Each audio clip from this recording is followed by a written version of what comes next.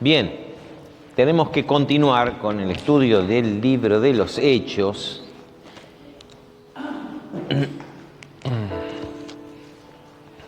Y estábamos en el capítulo 4, habíamos llegado hasta el versículo 31, ¿no? El versículo 31 dice: y cuando hubieron orado, porque se habían reunido después que Pedro y Juan estuvieron compareciendo, estuvieron presos, detenidos una noche, y después estuvieron compareciendo ante el máximo tribunal de la nación, y fueron sueltos. Toda la iglesia que estaba junta orando, cuando ellos vinieron, contaron todo lo que pasó, y por supuesto les agarró temor porque habían sido amenazados y estaban amenazados a que no hablaran en el nombre del Señor ni continuaran haciendo lo que estaban continuando, que era diciendo que Jesús había resucitado. Ese era el tema fundamental. Así que ellos se reunieron y habíamos analizado la oración que hicieron. La verdad que dijimos que era un modelo de una oración muy profunda, donde ellos primero exaltaban el nombre y exaltaban las cualidades del Dios en el cual depositaban su confianza. Después expusieron su temor de alguna manera y rogaron no que les quitara el problema, sino que les diera la fuerza y el denuedo para poder enfrentar ese problema. Y el resultado fue que el Espíritu Santo vino sobre ellos otra vez de una manera portentosa, así, con una manifestación notable. Y dice: y cuando hubieron orado, el lugar en el que estaban congregados, dice el 31, tembló, y todos fueron llenos del Espíritu Santo y hablaban con de nuevo la palabra de Dios. Sí. ¿Por qué?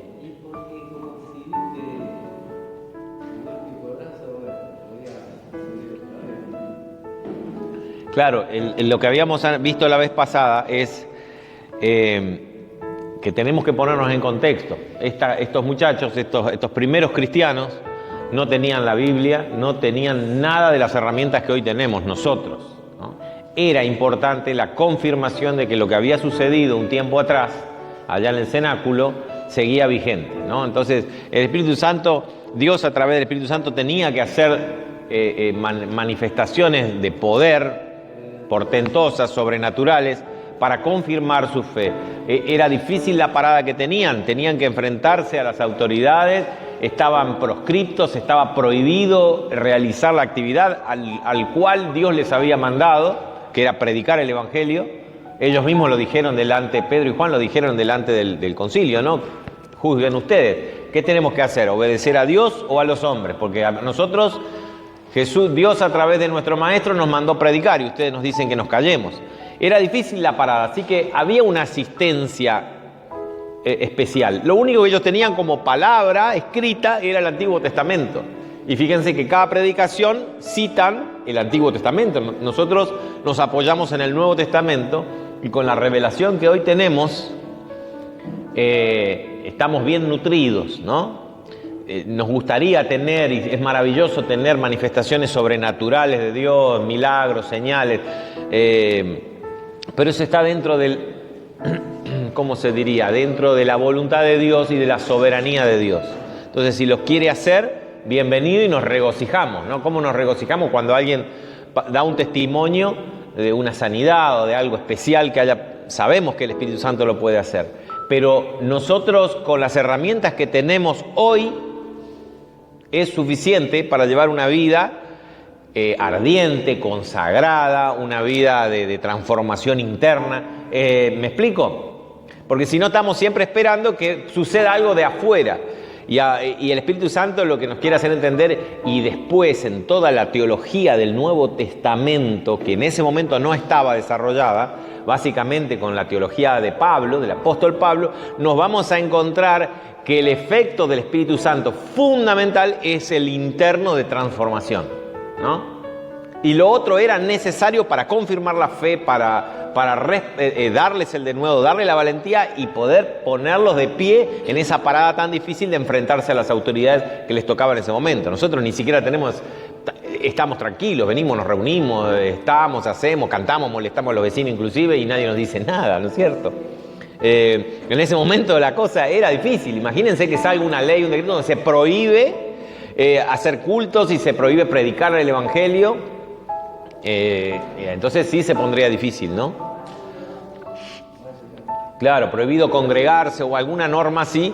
Entonces sí creo que el Espíritu Santo nos daría lo necesario para enfrentar esa situación. Hoy creo que es maravilloso que suceda, es maravilloso y los dones son herramientas fundamentales, la liberación, el don de profecía, el don de sanidad, lo que sea. Pero tenemos las herramientas, sin eso tenemos las herramientas porque tenemos básicamente ya la revelación a través de la teología del Nuevo Testamento de lo que el Espíritu Santo hace dentro nuestro. Bien, ahí terminamos, todavía ni empezamos la charla de hoy, que empieza a partir del versículo 32. Lucas, después de describir todo el accionar de la iglesia, si bien en el capítulo 2, nos habla de que tenían las cosas en común, ¿se acuerdan? Más o menos nos dice cómo era. Después pasa a la descripción, una descripción externa de toda la actividad de la iglesia. Pedro predicando la sanidad en el pórtico del templo. Después Pedro predicando otra vez en un segundo discurso. La gente, el enfrentamiento, la comparecencia ante el tribunal, bla, bla, bla. Ahora Lucas otra vez nos da un cuadro, nos pinta un cuadro de cómo era la iglesia primera, la primera iglesia, la del los primeros minutos, horas, meses, pero internamente, en Jerusalén.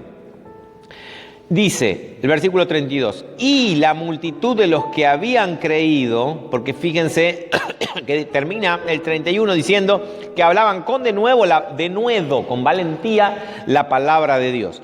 Y, como resultado, la multitud de los que habían creído era de un corazón y un alma. Fíjense que esto es una expresión que está de alguna manera pintando con énfasis una realidad que se vivía dentro de la iglesia.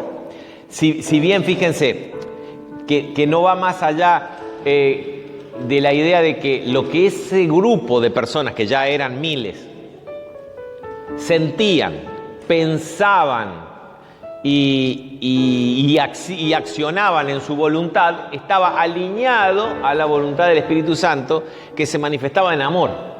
Porque fíjense que dice que eran de un corazón y un alma, y como eran de un corazón y de un alma, ninguno decía ser suyo propio nada de lo que poseía, sino que tenían todas las cosas en común. La idea, lo que quiero que no nos enredemos en las palabras y en las interpretaciones de palabras, sino en la idea que Lucas nos quiere dar con todas estas expresiones enfáticas. Y hago énfasis en la palabra énfasis. Lucas, en pocas palabras, nos quiere relatar una situación extraordinaria que se veía. Ellos estaban en un solo espíritu y un solo corazón, no, dice una sola alma y un solo corazón. Y no es más que la esencia de la matriz de la iglesia. La matriz, es decir, lo básico, la esencia de la iglesia es esto. Personas que tienen, por alinearse en la voluntad de Dios, que se refleja a través del amor, todo lo que la palabra de Dios, en la palabra de Dios significa esto, su voluntad en nosotros, el Espíritu Santo trabajando en nosotros, empiezan a pensar, a sentir un afecto unos con otros y empiezan a hacer actos voluntarios unos con otros según le llevaba esa inspiración.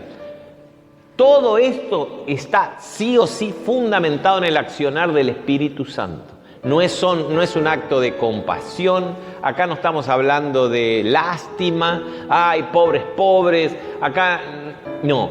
De repente, estaban todos juntos y alguien necesitaba algo. Y como el amor de Dios fluía y había una unidad de pensamiento y de sentimiento, bueno, yo tengo, vos no tenés, tomá, te doy, ¿no? Fíjense lo que dice, por ejemplo, en Filipenses, Pablo a la iglesia de Filipo, mucho tiempo después, ¿no? Filipenses 1:27 dice, no solamente que se comporten como es digno del Evangelio de Cristo, para que, o sea que vaya a verlos o que esté ausente, oiga de vosotros que están firmes en un mismo espíritu, combatiendo unánimes por la fe del Evangelio. Esa es la esencia de la iglesia, la unidad, ¿no? La unidad, combatiendo unánimes. Vamos a tener diferencias, pero tenemos diferentes caracteres, tenemos diferentes formas de verlas, pero es el Espíritu Santo el que nos unifica, no nuestras compatibilidades. No es porque a mí me gustan las personas así, o me siento mejor con tal o con tal o con cual, y con aquel no quiero ni hablar. No se trata de eso. Cuando viene el Espíritu Santo se acaban esas líneas y esos criterios humanos. Nuestros pensamientos empiezan a alinearse con lo que el Espíritu Santo y la voluntad de Dios reflejada por medio del Espíritu Santo se da. Estoy dando muchas vueltas, pero ¿se entiende lo que quiero decir? Me mareé yo solo con tantas palabras. ¿Eh? Sí. O al revés. Si no está el Espíritu Santo, no hay iglesia. Puede haber un grupo de amigos, de gente que se siente bien, gente que quiere escuchar la palabra, un grupo de gente que quiere venir a participar de una reunión religiosa. La iglesia, así tal cual es la iglesia, el sentido básico y esencial de la iglesia, solo está fundamentado en el accionar del Espíritu Santo, no en nuestros criterios, no en nuestra bondad ni en nuestra solidaridad, ¿no? Y acá vamos a ver cómo entra la solidaridad, cómo entra a jugar. ¿Me explico? Bien, otro versículo que podemos ver es el 2:2, dice, del mismo Filipenses, completen mi gozo sintiendo lo mismo, teniendo el mismo amor, unánime, sintiendo una misma cosa. ¿Cómo podemos sentir una misma cosa si somos todos egoístas? Solamente el hecho sobrenatural, y acá hablamos, ¿vieron de hechos sobrenaturales que suceden y nosotros ni nos damos cuenta porque son comunes? El amor que tiene que fluir en la iglesia, el perdón, la humildad. Acá tiene que haber humildad, porque si somos todos orgullosos, somos todos egoístas, no hay nadie que zafe, no hay nadie, ni el pastor zafa, todos somos iguales. Orgullosos, egoístas, tenemos otra manera de ser, creemos que sabemos algo respecto de determinada cosa. ¿Cómo puede ser que sucedan estas cosas que Pablo dice, unánime su mismo sentir? Dice, nada hagan por contienda o por vanagloria, antes bien con humildad, estimando a cada uno de los demás como superiores a uno mismo.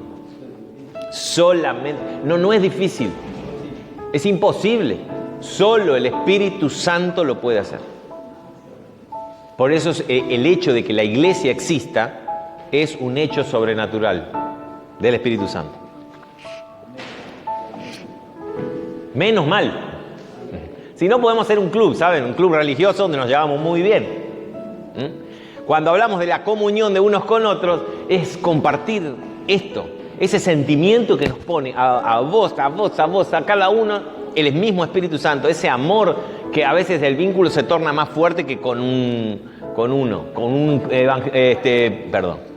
familiar de sangre, ¿no?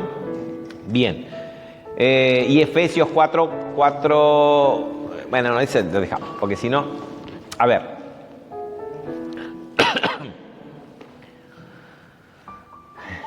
Fíjense, seguimos leyendo, dice, nadie decía decía ser suyo propio nada de lo que poseía, sino que tenían todas las cosas en común, ¿no? Todas las cosas en común.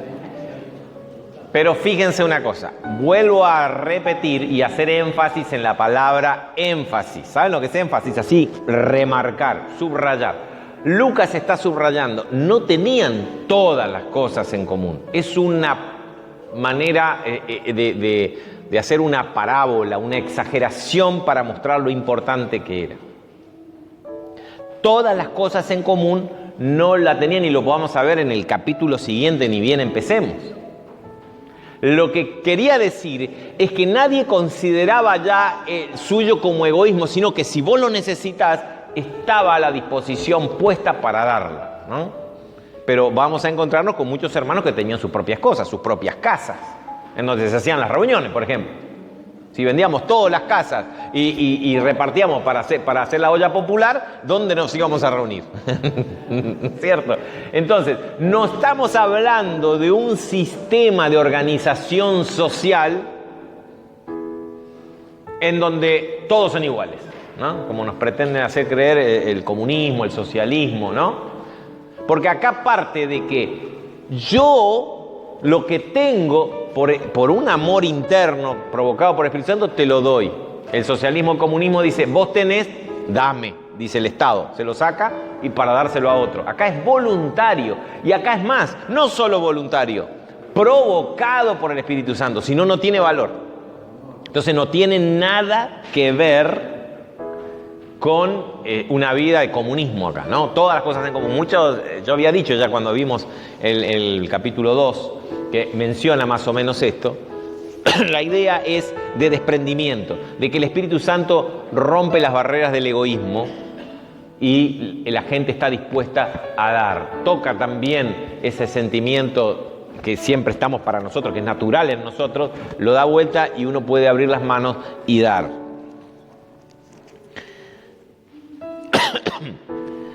Entonces, cuando dice todas las cosas en común, muchos críticos decían, se contradice con el capítulo siguiente, donde se ve que no tienen todas las cosas en común. No, es un énfasis, es un hipérbole, es una cosa de exagerar para que se entienda la idea. Dice, y con gran poder los apóstoles daban testimonio de la resurrección del Señor Jesús, y abundante gracia era sobre todos ellos. Es como algunos dicen, este versículo sí que está descolgado, ¿no? Porque está hablando de... ¿Y qué tiene que ver? Que con gran poder los apóstoles daban testimonio de la resurrección, y después dice, así que no había entre ellos ningún necesitado. ¿Cuál sería la relación? ¿Me explico? Si estamos leyendo el primer versículo que leímos, el 32, nos habla de cómo ellos tenían esa actitud de dar. ¿Qué tiene que ver? Y con gran poder los apóstoles daban testimonio de la resurrección del Señor Jesús, y abundante gracia era sobre ellos, así que a nadie le faltaba nada.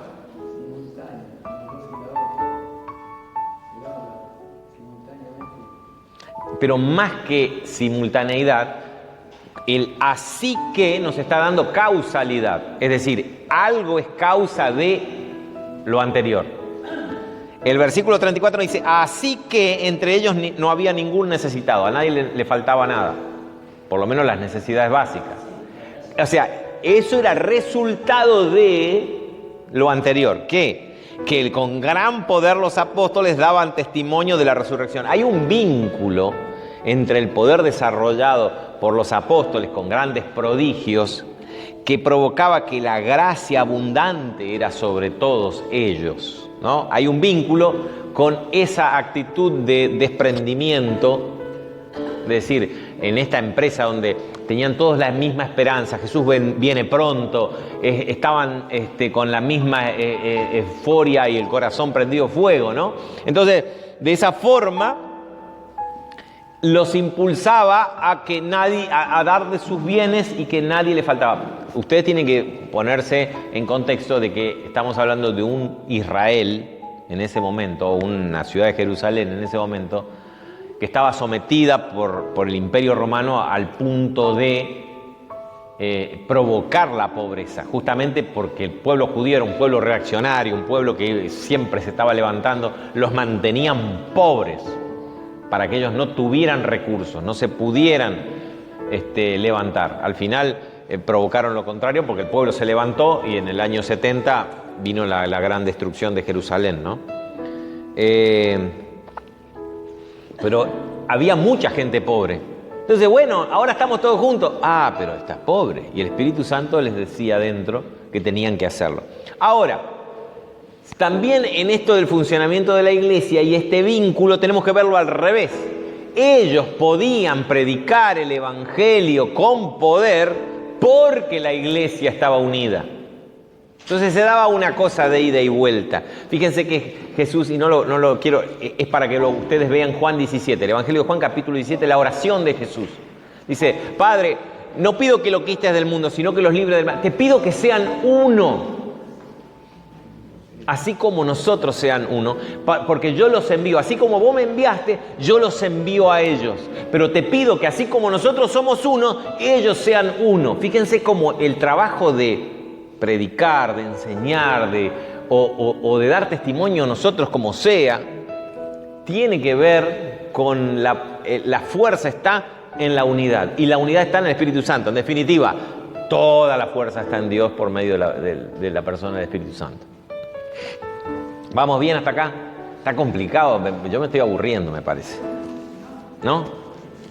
Bueno, seguimos entonces. No, mentira, esto está para mí, es maravilloso porque con pocos versículos estamos viendo, porque por eso les decía, no nos quedemos en las palabras, sino en el cuadro que nos quiere pintar Lucas con los énfasis que nos da. Bien, así que no había entre ellos ningún necesitado, porque todos los que poseían heredades, y otra vez el énfasis, o casas, heredades habla de campo, ¿no?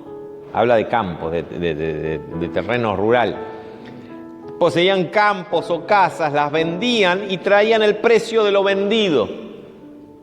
Muchos hacían eso. Entonces el todos es una hipérbole. No todos lo hicieron. Vamos a verlo. No todos. Ni todos estaban obligados a hacerlo. No era un sistema. No era un sistema impuesto. Ni era algo que se tenía que hacer porque eso era lo ideal. Muchos lo sentían y lo hacían. Vendían sus propiedades y traían el precio de lo vendido y lo ponían a los pies de los apóstoles y se repartía cada uno según la necesidad. ¿Quiénes eran los administradores? Y principalmente el pastor al principio carga con todo, ¿no? Los apóstoles. ¿Quién vamos a confiarle? A los apóstoles. Después vamos a ver más adelante, creo que en el capítulo 6, claro, ya los apóstoles era mucho trabajo, era mucha gente, administrar, servir las mesas, como ellos dicen, que era repartir lo que necesitaban. Entonces se hizo, vamos a ver en el capítulo 6, que se tuvieron que elegir ayudantes, ¿no? La famosa elección de los diáconos, para que hicieran ese trabajo y los apóstoles se dedicaran al trabajo de ellos, que era predicar el evangelio, ¿no? Entonces ahí empieza la iglesia a organizarse, a formarse una estructura de alguna manera, ¿no? Por necesidad, siempre tenemos que organizarnos. Entonces, el Espíritu Santo viene con poder, nos trata, nos da experiencias sobrenaturales, pero siempre tenemos que organizarnos. Siempre, la iglesia tiene que organizarse, tiene que poner horarios, tiene que poner un lugar, tiene que haber alguien que se encargue de tal cosa, alguien que se encargue, ¿no es cierto? Y cada uno presta el servicio que Dios le llamó. A eso estamos llamados. Entonces, volvemos que el énfasis se hacía en la actitud de la gente y que los primeros administradores fueron los apóstoles. Otro detalle que vemos es, nos hace una descripción ideal, y uno dice, qué hermosa la iglesia primera, bla, bla, así como está. Hasta el capítulo 4 venimos con una iglesia maravillosa. Pero vamos a ver cómo enseguida hubieron que hacer ajustes. Porque ¿saben cuál es el problema? Que la iglesia está formada por seres humanos. No sé si conocen algún ser humano, pero son bravos los seres humanos, ¿eh? Los seres humanos somos bravos, entonces ahí siempre va a haber problemas. Menos mal, y por eso lo importante del Espíritu Santo transformando y fluyendo entre nosotros, ¿no? Entonces, y acá aparece un personaje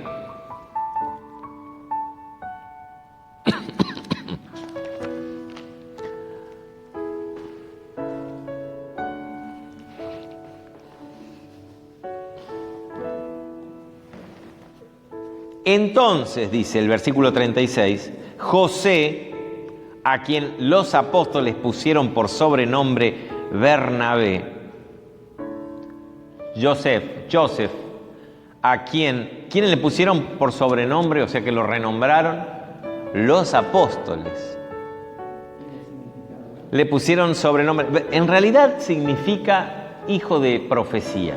Pero acá dice, traducido es hijo de consolación. De alguna manera, no sé cómo hicieron esta traducción, acá puso Lucas, pero lo explica. ¿Por qué pone Lucas esto? Hijo de consolación, entre paréntesis. ¿A quién se lo está explicando? A Teófilo, porque él no sabe hebreo. Entonces le está explicando el significado. ¿Por qué le pusieron ese nombre y el significado del nombre, ¿no? Había un tal José, de sobrenombre Bernabé, hijo de Consolación. Era un levita que había nacido en la isla de Chipre, la isla más grande que tiene el Mediterráneo, enfrente de Palestina. Si ustedes ven en el mapa van a encontrar una isla grande, que es la de Chipre. Hoy es un país que se llama Chipre. Ahí nació José, al que después le pusieron Bernabé. Este José, este Bernabé, es el mismo que fue el compañero, nada menos que el compañero de Pablo en el primer viaje misionero de Pablo, donde fueron a predicar a Chipre, donde Bernabé había nacido. Eso lo vamos a ver luego. Primer viaje misionero, fueron a Chipre, donde Bernabé, fueron con el sobrino de Bernabé, que se llamaba Juan Marcos. Después vamos a encontrar la historia, en la historia de Hechos, cómo Pablo y Bernabé tuvieron un problema no pequeño, dice. Una discusión no pequeña. Era bravísimo don Pablo, ¿no? Don Saulo. Un problema no, y ahí se separaron y no sabemos más nada después de Bernabé, pero evidentemente era tan querido en la iglesia que por eso se ligó el sobrenombre.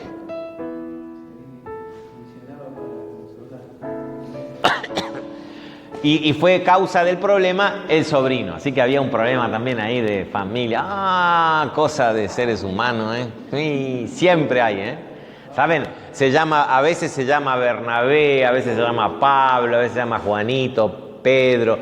Siempre vamos a tener problemas, siempre entre nosotros, porque somos seres humanos, ¿Saben? Gente es gente.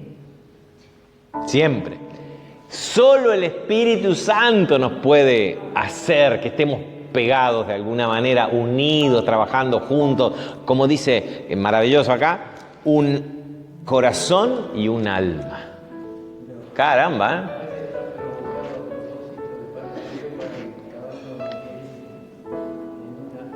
Bueno, sí, todo Dios lo ocupa.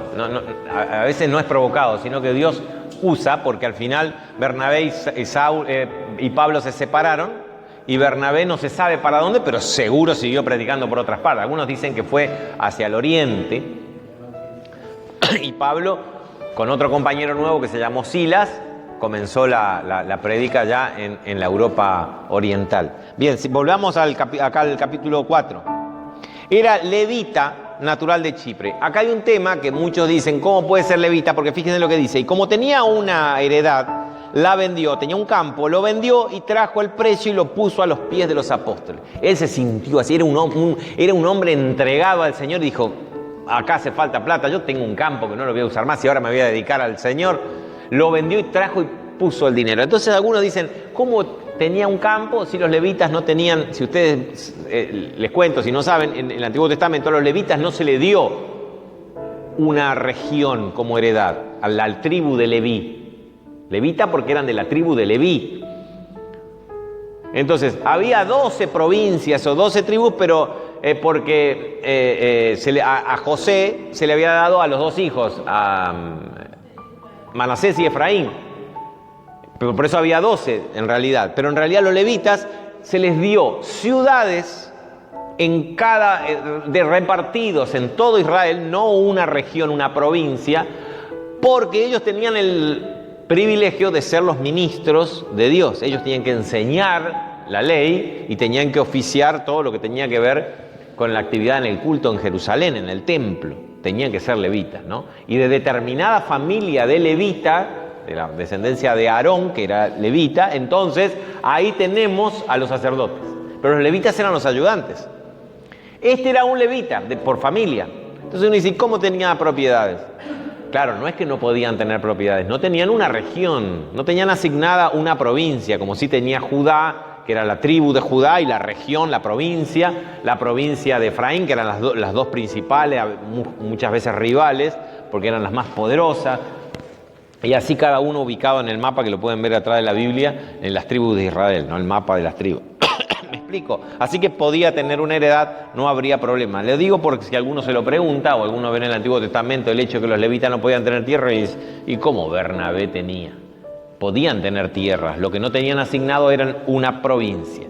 Así que nos pone este hecho fundamental acá. ¿Por qué digo fundamental? Porque tiene que ver con el capítulo 5 que vamos a comenzar hoy. Y tenemos solamente 10 minutos más. Así que vamos. Versículo 1 dice, pero, y acá tenemos un conector gramatical, ¿no? Estaba todo bien, todo lindo, maravilloso, y nos pone el ejemplo puntual de Bernabé, que era un hombre que después, fíjense, fue tan famoso y tan amado y querido entre los apóstoles y entre la iglesia, que le pusieron otro nombre, bla, bla, pero había sido que hay gente acá adentro. Había sido. Pero cierto hombre, este pero marca el contraste entre el cuadro de todo lo que venía dando el ejemplo puntual de Bernabé con lo que viene ahora. Pero había cierto hombre llamado Ananías con Zafira su mujer. Un matrimonio de la iglesia que se habría convertido de alguna manera, estaba ahí también en las asambleas, en ese mover impresionante. En esa habrían dado el paso de fe y todo lo que podemos pensar. Ananías y Zafira formaban parte de la iglesia. ¿Y qué dijeron? Che, tenemos un campo. Y lo vendieron.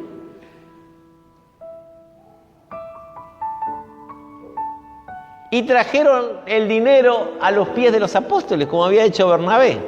Pero el problema es que no trajeron toda la plata. Se quedaron con una parte. Y ese no era el problema, porque ellos tenían toda la libertad de quedarse con esa parte o quedarse con todo. Pedro se lo dice.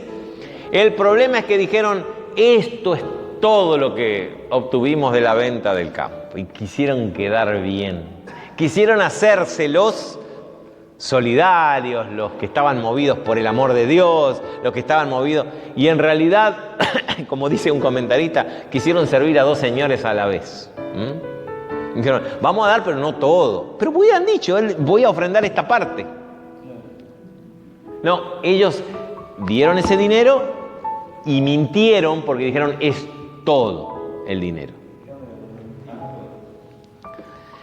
Y sustrajo del precio, se quedó con una parte, sabiéndolo también su mujer. Acá ya es asociación ilícita. Acá es más grave porque es asociación ilícita. Lo sabía la mujer. Solo una parte la puso a los pies de los apóstoles. Este es el sentido, ¿no? Ponerlo a disposición de los apóstoles. Y dijo Pedro, cuando le trajo la plata, mirá Pedro, mirá que esto lo ponemos para la iglesia, bla, bla, bla. Ananías, ¿por qué llenó Satanás tu corazón para que mintieses al Espíritu Santo y sustrajeses del precio de la heredad o del campo? Fíjense acá, ¿no? Vuelvo a leer. Ananías, ¿por qué llenó Satanás tu corazón? ¿Quién llenó el corazón de Ananías? Satanás. El tipo está pendiente de todo, ¿no? No tiene ni un problema. Él está esperando nuestros errores, nuestras reacciones, nuestras cosas para meternos. Pero fíjense la pregunta ¿por qué? Porque uno dice, bueno, porque es Satanás. ¿Qué pregunta? ¿Qué hace Satanás? Nos miente, nos mete cosas en la cabeza, nos exacerba, nos dice, ¿viste? Tenías razón, bebé, ¿viste? ¿Viste lo que Pero cuando le pregunta por qué, quiere decir que él tenía la posibilidad y la obligación de rechazar esa influencia de Satanás. Porque acá le está acusando y le dice, ¿por qué Satanás lo logró? Y la pregunta más profunda es, ¿por qué permitiste que Satanás lograra esto? ¿No? Y a veces estamos en un punto en donde no nos dimos cuenta y nos dejamos llevar. Porque Satanás nos asusó ahí, y con el razonamiento. ¿Se acuerdan de lo que había predicado la vez pasada? ¿Quién tenía la razón? ¿Qué tema era de Caleb? ¿Se acuerdan de Caleb y los otros espías? ¿Quién tenía la razón? Y ¿tengo razón o no tengo razón? Y ahí Satanás dice, sí, vos tenés la razón. Y hasta ahí llega el poder de Satanás. Pues si uno dice, no puedo, yo pequé por culpa del diablo. El diablo fue. Lo mismo que hizo Eva, ¿no? El Satanás me engañó.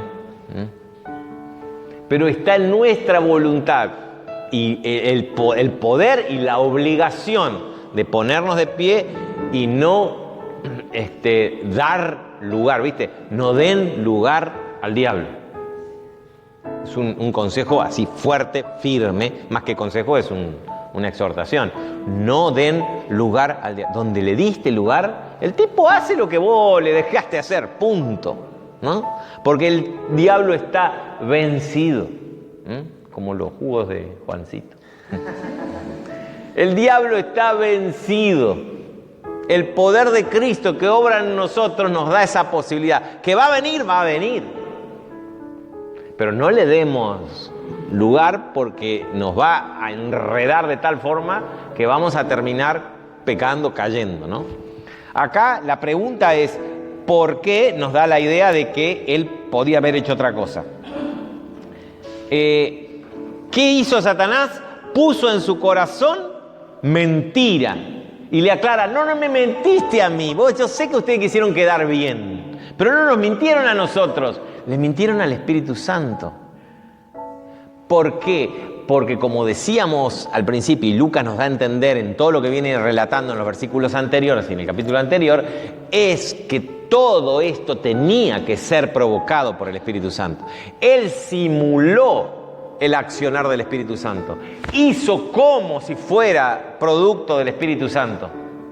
Quiso quedar bien, así como cuando vieron que Bernabé quedó con bien delante de todo y todos dieron gracias a Dios por Bernabé y le pusieron otro nombre y todo después, porque él quiso sentir lo mismo, pero vino a dar un dinero, algo suyo desde su... Y ¿saben qué? Dios no necesita nuestro dinero. Dios necesita... la iglesia necesita el dinero para mantenerse, para edificar, pensar que estemos cómodos, bla, bla, bla. Pero Dios no necesita nuestro dinero ni nuestras ofrendas. ¿Qué hace con los...? Menos si le damos pesos, imagínense. Uno le da un billete de 1.000 pesos. ¿Qué hace Dios con un billete de 1.000 pesos? Nada, ni nosotros sabemos qué hacer. Se fue, lo saca del bolsillo, no está mal el billete de 1.000 pesos. Imagínense Dios. No necesita los pesitos nuestros. Lo que Dios necesita es que el Espíritu Santo toque también el bolsillo y empiece a cambiar y empiece a transformar. Y acá estos quisieron hacérselos vivos, simular una acción del Espíritu Santo, y le dice Pedro, mentieron al Espíritu Santo. ¿Acaso, le dice Pedro, si te la quedabas reteniéndolo, dice, no se te quedaba a ti, si no la vendías, no quedaba para ti, no estabas obligado a hacerlo? Y si la vendías, ¿no estaba en tu poder? ¿No te podías quedar con todo el dinero? ¿Por qué querés? No, acá ¿Cuál es el pecado que ustedes ven acá atrás? A ver, si alguien...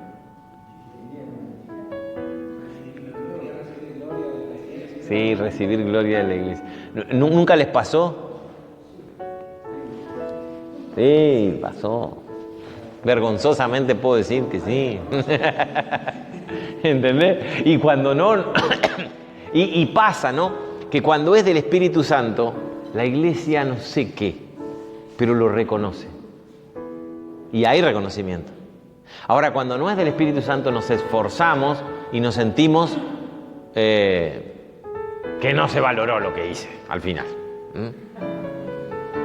No sé, lavé el baño, decía ya Gabriel, limpié el baño, puse el papel, perfumé y nadie me dijo ni gracias. ¿No? Porque el tipo hace como si fuera y está en el servicio de la iglesia, bla, bla. Ahora, lo que yo creo y estoy seguro, que Gabriel lo hace porque lo motiva el amor de Dios que le pone el Espíritu Santo. Entonces, la misma cosa, podemos limpiar el baño, podemos hacer el piso acá o lo que sea, las luces o lo que venga, y uno lo hace porque te motiva el Espíritu Santo. Eso es lo que Dios quiere. Lo demás es cosa de hombre, cosa humana, cosa que no tiene valor. En este caso, es gravísimo. Fíjense cómo sigue después. ¿Acaso no te lo podías quedar con todo? ¿Por qué pusiste esto en tu corazón? no has mentido a los hombres como crees que nos mentiste, sino que le mentiste a Dios. En la persona del Espíritu Santo, que era el que estaba movilizando todo. Al oír Ananías estas palabras, cayó y murió. Algunos dicen le dio un síncope del estrés, de la vergüenza.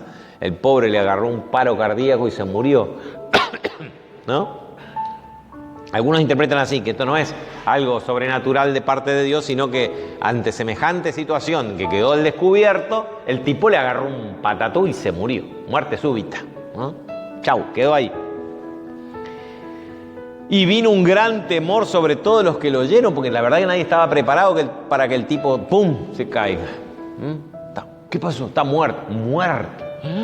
Se murió. Ante semejante reto que le dio Pedro, ¿no? Y levantándose los jóvenes, lo envolvieron, como era la tradición, había que envolverlo y sepultarlo, ¿no? Así que lo envolvieron y sacándolo, lo llevaron a sepultar a Ananías. Pero pasado un lapso como de 3 horas, más o menos lo que tardaron los muchachos en llevarlo hasta afuera de la ciudad, donde estaban los cementerios, no sé cómo sería. Resulta que la mujer dijo, ¿qué pasa que no viene Ananías a casa, no vuelve? Él se fue ¿a dónde? Se había ido a donde estaban los apóstoles. Así que ella se fue. Dice que pasado un lapso más o menos como de 3 horas, sucedió que entró la mujer a la asamblea, otra vez donde estaban los apóstoles, no sabiendo nada de lo que había pasado. Pobrecita. Entonces Pedro le dijo, dime, Zafira, ¿vendisteis en tanto la heredad, el campo? Y ella dijo, sí, en tanto, porque estaban confabulados. Y Pedro le dijo, ¿por qué convinisteis en tentar al Espíritu del Señor? Acá muchos proponen la idea de que esto es un ejemplo de lo que la Biblia habla del pecado contra el Espíritu Santo, que no tiene perdón, y que Jesús mismo lo dice, contra mí pueden pecar y decir lo que sea contra el Hijo del Hombre, pero ojo contra el Espíritu. Se los advierte a los fariseos cuando lo acusaron de que él, ¿se acuerdan?, echaba demonios en nombre de Belcebú, príncipe de los demonios. Ojo, les dice, cuidado, contra mí pueden decir cualquier cosa, pero no atribuyan al diablo o a otra cosa el poder del Espíritu Santo. Es como que el poder del Espíritu Santo era algo... Ahora, no podemos nosotros como seres humanos saber cuándo es o no es un pecado contra el Espíritu Santo. No nos corresponde a nosotros, ¿no? Puede ser que sí, parece las características, pero no lo podemos afirmar, porque no lo dice el texto. Si el texto dijera, cometió un pecado contra el Espíritu Santo, entonces, listo, este es un ejemplo clásico, claro. Pero no lo dice el texto. Entonces nosotros, algunos comentaristas dicen, puede ser, y otros dicen, están las características, pero no lo podemos afirmar y decir, esto fue el pecado contra el Espíritu Santo. Está todas las características, porque fue un pecado contra el Espíritu Santo. Ahora, no sabemos si es ese pecado contra el Espíritu Santo que no tiene perdón, ni acá en la tierra ni nunca más, ¿no? Así que Pedro le dijo, he aquí a la puerta, están volviendo los muchachos que fueron a sepultar a tu marido. Se murió. ¿Cómo que sepultar a mi marido? Y ahora te van a ir a sepultar a vos. Mamita querida, ¿no? Y al instante ella cayó a los pies de él y se murió. Es bravo esto, ¿eh? Y cuando entraron los jóvenes, que habían tenido una linda caminata llevando al otro finado, tenían más trabajo. Ahora la hallaron muerta y la tuvieron que envolver y sacar otra vez y la sepultaron junto al marido. Otra vez irse hasta allá con la esposa. Qué bárbaro, ¿no?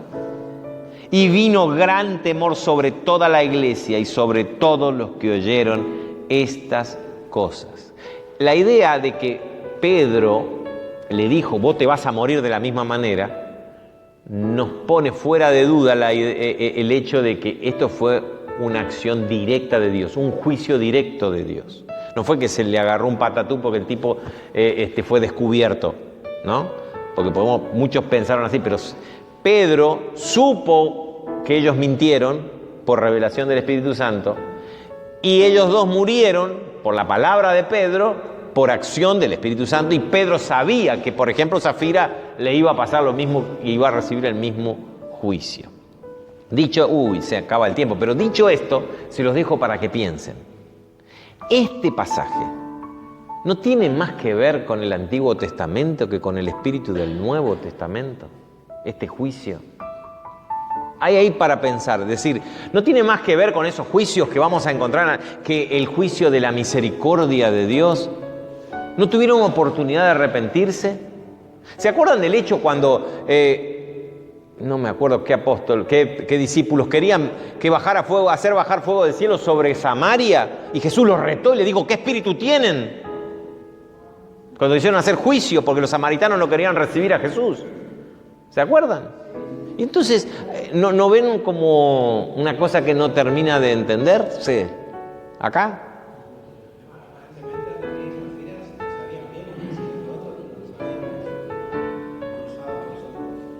Bueno, esto es lo que queda para la tarea porque esta historia continuará. Entonces, quiero que piensen en eso, lean el pasaje que no sé dónde está, en los Evangelios, y comparen con esto y piensen, porque esto, lo primero que me produce a mí es esto, pero esto parece un pasaje del Antiguo Testamento, ¿no? El juicio directo. Estamos en el nuevo régimen, en la nueva economía, como se dice, el nuevo del reino de Dios, es la misericordia lo primero, ¿no? Porque a mí me gustaría, si Dios me diera el gustito, de que le baje un par a algunos, ¿sí, no? Y tenemos ganas, ¿no es cierto? Señor, capaz que pecó contra el Espíritu Santo, dale y listo, un patatú. Pero siempre toda la teología del Nuevo Testamento nos habla de la misericordia, del perdón, ¿me explico? Es ahí donde tenemos que encontrarle alguna respuesta que ustedes seguramente van a proponer la próxima clase. Así que por hoy terminamos acá con una oración.